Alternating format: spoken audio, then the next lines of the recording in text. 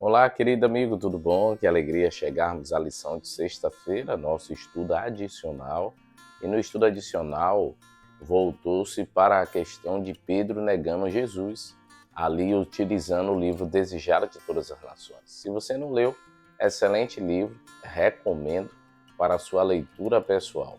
Queridos, Pedro estava agora com Cristo, depois ali do momento da oração, do Getsêmani, que os discípulos dormiram no ponto, não se prepararam, e Jesus disse que era para se preparar para os momentos que vinha. Acabou então atingindo o soldado e Cristo o curou. E agora todos os discípulos foram dissipados, correram em meio à prisão de Cristo. E agora, alguns deles, como João e Pedro, ficaram próximos, queria ver o que iria acontecer com Cristo. E então, Pedro foi reconhecido por pessoas e Pedro negou a Jesus 3 vezes. E no momento que Jesus estava ali, em meio aos seus algozes, seus acusadores, Jesus olhou para Pedro. E ali ele não olhou com irritação, mas com olhar de amor, mas lembrando com o seu olhar o que havia dito a Pedro, que ele o negaria. Pedro reconheceu a sua falha, reconheceu que ali estava alguém que lia o seu coração, mas uma profecia de Cristo se cumprindo, porque Cristo disse que ele o negaria. O interessante é que a história de Pedro não termina ali.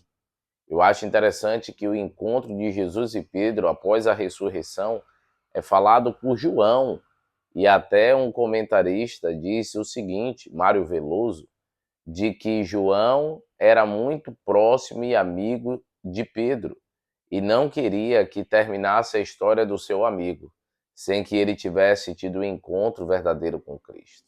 Pedro foi considerado um dos grandes líderes da igreja, alguém que se colocou à disposição e, quando foi necessário, entregou a sua vida por Cristo, ao ponto de, quando quiseram crucificá-lo, ele disse que era para crucificar de cabeça para baixo, pois ele não poderia morrer como seu Salvador. Pedro, então, fez com que o mundo pudesse registrar e reconhecer de que ele havia se entregado a Cristo e vivia agora para a honra e glória do Senhor.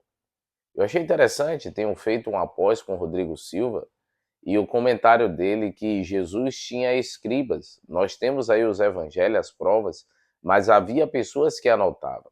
Provavelmente um deles era Mateus. Mateus estava ali para anotar, e eles anotavam muitas das vezes as palavras como Jesus falava, corrida mesmo. Então os evangelhos foram montados não só baseados em aspecto do que viu, mas também de escritos que já tinham.